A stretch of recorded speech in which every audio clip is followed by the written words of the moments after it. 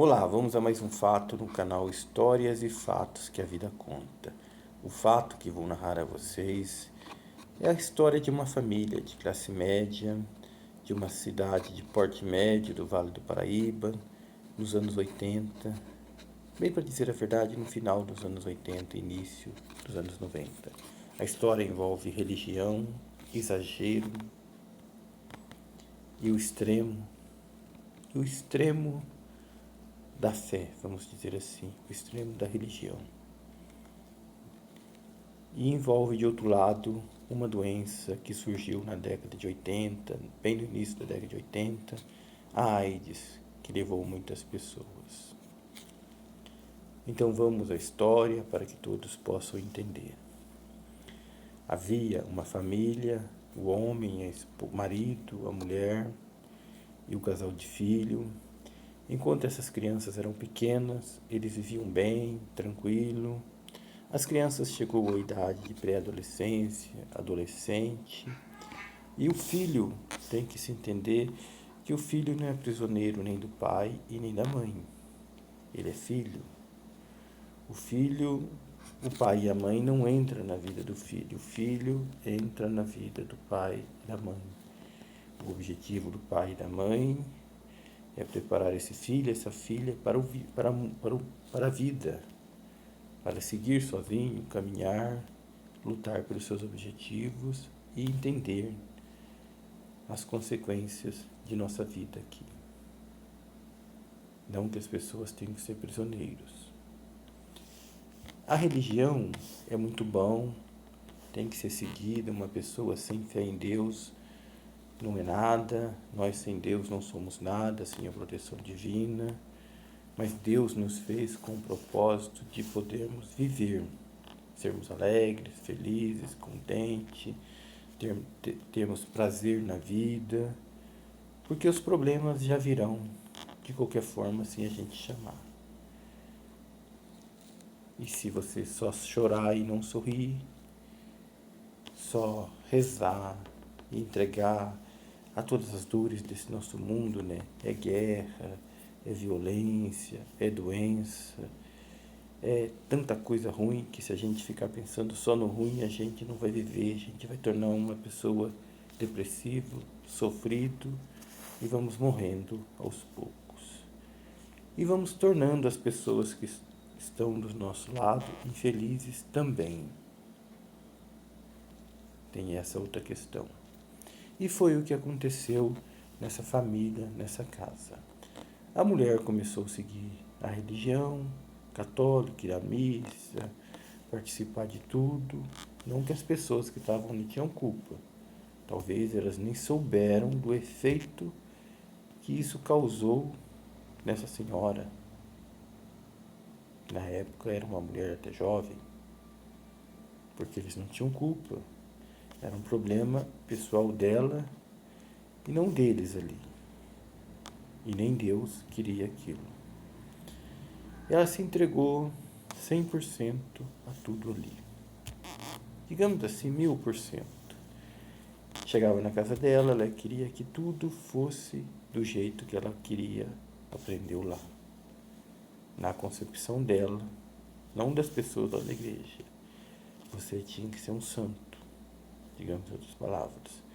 Um santinho que não tivesse nada de errado, que não fizesse nada. Esse era o projeto que ela desenvolveu seguindo a igreja. Ela, não a igreja, desenvolveu para ela. E foi passando o tempo, os filhos já estavam ali adolescentes, ela não tinha um diálogo, não conversava, não orientava, não sabia entender o que eles estavam passando. Começou a abandonar o marido, já não tinham mais uma vida de marido e mulher, digamos assim, já não havia relação entre eles. Moravam na mesma casa, estavam ali, mas não eram mais parceiros. Já não tinham aquela parceria em tudo na vida. De repente a parceria ficou só na conta, na manutenção de tudo, porque eles tinham até uma renda boa, mas já não era mais uma vida a dois. Os filhos começaram a sair, a passear, ia ter problema com álcool, com droga, obviamente com passagens pela polícia e os problemas que essas coisas originam na nossa vida, faz surgir. E o marido já cansado de tudo ali, de tanto sofrer, de tanto ver tudo passando e ela não melhorava, também decidiu seguir o mundo. Começou a sair aos bares, tomar suas bebidas, a passear. Dali se envolveu com outras mulheres, porque ele já não tinha ali, na casa já era tudo como se tivesse terminado. Só que ele deu falta de sorte, que era na década da AIDS. E havia muita falta de informação, e ela se espalhou pelo mundo e pelo Brasil nesse tempo. O mesmo veio adquirir a AIDS nos seus namoros, nas suas relações fora de casa, já que em casa era tudo terminado. Passou-se um tempo, ele começou a passar mal e os problemas com os filhos, teve que ir ao médico, descobriu que ele estava contaminado com o HIV. Obviamente que a esposa também estava no meio desse fogo cruzado.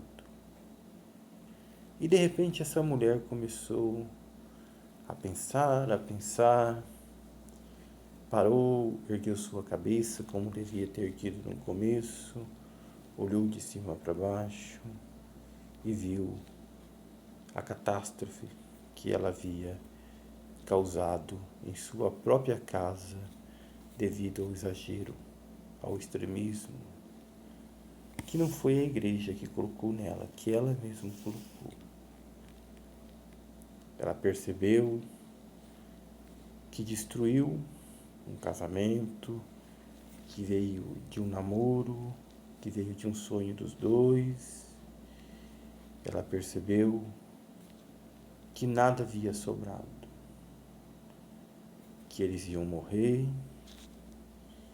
os filhos iam ficar sozinhos, sem estrutura psicológica para viver, talvez com o psicológico ainda muito mais abalado do que antes, né? E assim foi a história dessa família. Já muito mal, ela escreveu uma carta para uma emissora de rádio e narrou sua história e assumiu sua responsabilidade no ocorrido, que se autodestruiu e destruiu também sua família, algo sagrado que Deus havia dado a ela. Moral da história: temos que ir à igreja, temos que ter fé, mas a gente também tem que viver. A gente tem que sorrir, a gente tem que estar alegre, a gente tem que estar caminhando, porque a alegria, o sorriso, a paz de espírito, aquele silêncio profundo no seu coração, né? Que a gente diz que é na alma, né? Sei lá, né? Se tem alma, né?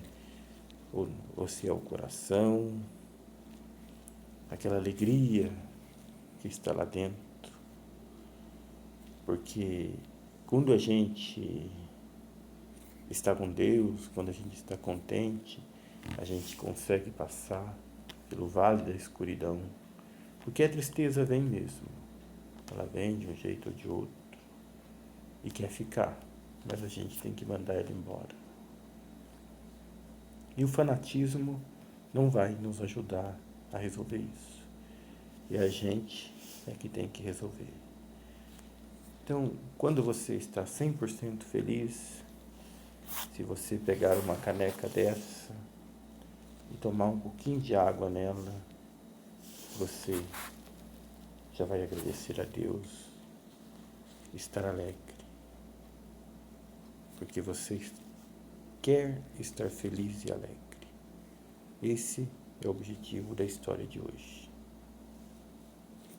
Devemos tomar cuidado com tudo que é exagerado.